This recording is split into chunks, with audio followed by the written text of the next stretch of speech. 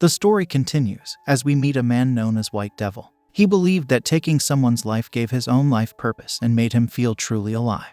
He thought he was the best at surviving, but he made a mistake that cost him an arm. Now, seeing the streets filled with ghouls, he screams out his strong desire to kill someone. As he's filled with this need for violence, he notices two people, Juggernaut and Yukime, who are busy defeating ghouls. White Devil sees them as powerful individuals and wonders why they've come into his territory. He's curious about their presence. During the fight, Shadow joins in.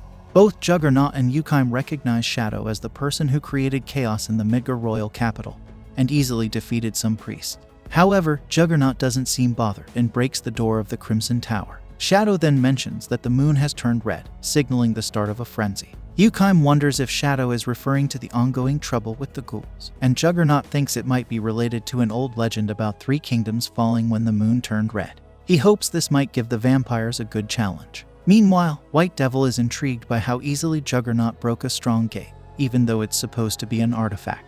He sees both Juggernaut and Yukime as monstrous figures and yearns to harm some humans. His attention shifts to Shadow, who he thinks is weaker because he can't sense any power from him. He decides to attack Shadow, but it turns out to be a grave mistake. Shadow effortlessly slices White Devil into pieces, leaving him baffled about this mysterious person. Shadow reiterates that the red moon marks the beginning of a frenzy. The scene shifts to Beta in the library of the Crimson Tower. She's been reading some books and has a realization. She thinks that if the technology of that era was this advanced, it's clear that the church possessed extraordinary technology. She believes that the source of their power was connected to a demon. This leaves her curious about how the church acquired the knowledge to harness that power. While Beta ponders this, she suddenly hears a commotion. Claire and Marie enter the library, and it's revealed that they fell into some kind of trap that brought them here. Beta is unsure about what to do next. Her orders were to eliminate all witnesses, but she's hesitant in this situation. She mentions that she doesn't want to fight Claire, and Claire is surprised that Beta knows her.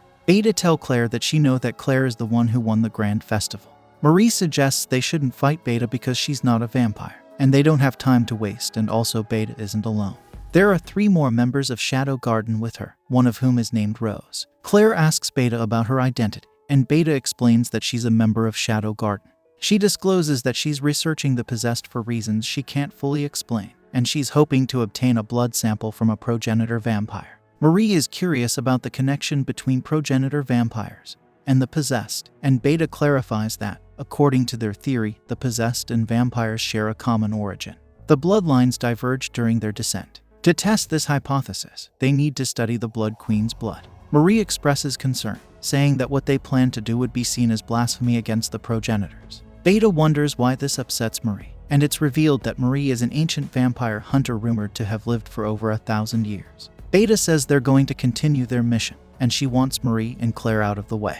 Claire asks Beta if there's a way to cure the possessed, to which Beta reassures her that Claire has nothing to worry about. Claire is puzzled by this and urges them to leave so they can save her brother without wasting more time.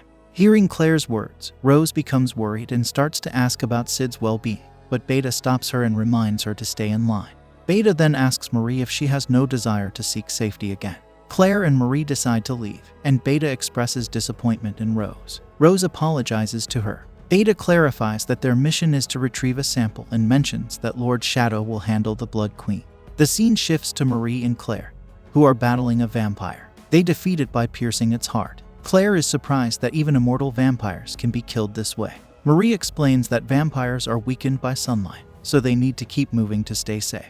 Claire wonders if Marie is hiding something from her, and is curious about the haven mentioned by Beta in the library. Marie, in turn, thinks that Claire is keeping something secret. She reminds Claire that it's widely known that the possessed can never truly be human. She's puzzled by Claire's question and mentions that everyone has their own secrets. Marie offers not to pry into Claire's secrets if Claire reciprocates. As they continue, they feel some tremors and notice Juggernaut, who is slaughtering vampires. He seems to consider them weak and is searching for the Blood Queen. Marie and Claire recognize Juggernaut and are aware of his formidable power. Marie believes they should avoid a confrontation with him. However, Juggernaut notices them and strikes Claire in the face, then punches Marie. He seems to think they'd be tougher opponents. Claire stabs Juggernaut in the leg, showing her resilience. She points out that he's the second person to hit her in the face. Claire then notices that Marie is badly hurt. Marie believes it's been too long for her and asks Claire for permission to drink her blood. After a kiss, Marie drinks Claire's blood, which quickly heals her wounds. She then launches an attack on Juggernaut, but he manages to dodge her strikes. Juggernaut counterattacks with a powerful blow, and Marie realizes the blood isn't assimilating as it should. Juggernaut aims for a decisive strike when Shadow arrives on the scene. He kicks Juggernaut out of the tower, saving Marie and Claire. Shadow mentions that the frenzy has begun and time is short, and then he departs. Claire has a question in her mind. Could Shadow be here to help them? Marie, on the other hand, suspects that Shadow might be the person marked as an enemy by the church. Marie takes a moment to apologize to Claire for taking her blood. Claire feels a bit embarrassed about it, but she quickly reassures Marie that it's okay. Now, Claire becomes curious about Marie's true nature. She asks if Marie is a vampire. Marie confirms that she is indeed a vampire, and promises to explain everything. Marie takes us back to a time more than 1,000 years ago, what she calls the Golden Age of Vampires. Vampires ruled and would hunt humans, treating them like prey. However, things changed as humans learned the vampires' weaknesses, and suddenly, the vampires became the hunted ones. In the midst of this transformation, there was the Blood Queen, Lady Elizabeth. She was living among humans, ruling a small town, and she genuinely wanted to coexist with the human population. To achieve this, she gave up drinking blood, and her subjects followed her example. As a result, their powers gradually faded away, and they even gained the ability to walk in the sunlight.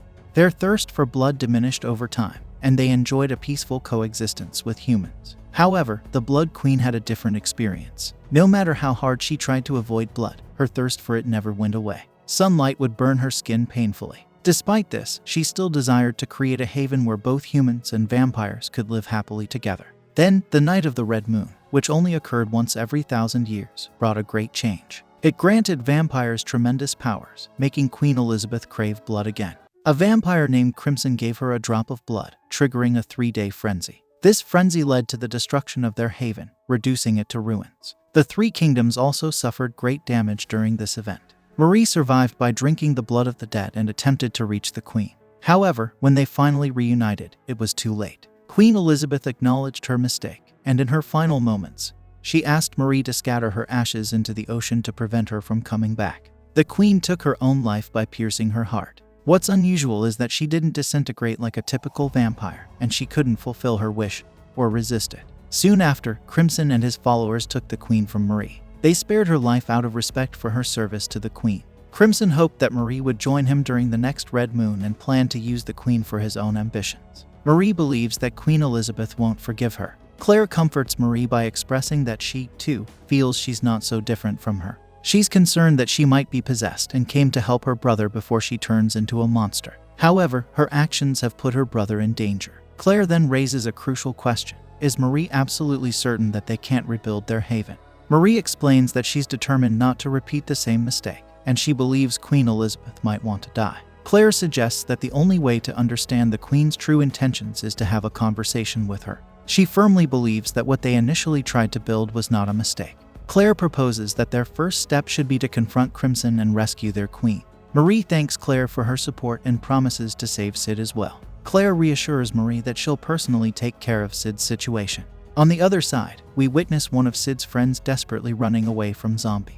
Unfortunately, another of Sid's friends has already been turned into a zombie. The scene shifts to Shadow in the tower's treasury. He notices that the vampires have collected valuable items and decides to take 1,000 coins because they are easy to use. Also, since he planned to live at least 300 years, this much is good amount of money. Then, a realization hits him that the boss battle is approaching. Shadow acknowledges that he's been arriving late for a dramatic entrance in the past, but now he wants to change that. His new plan is to be the first one to arrive and offer the named characters a front-row view of an amazing battle.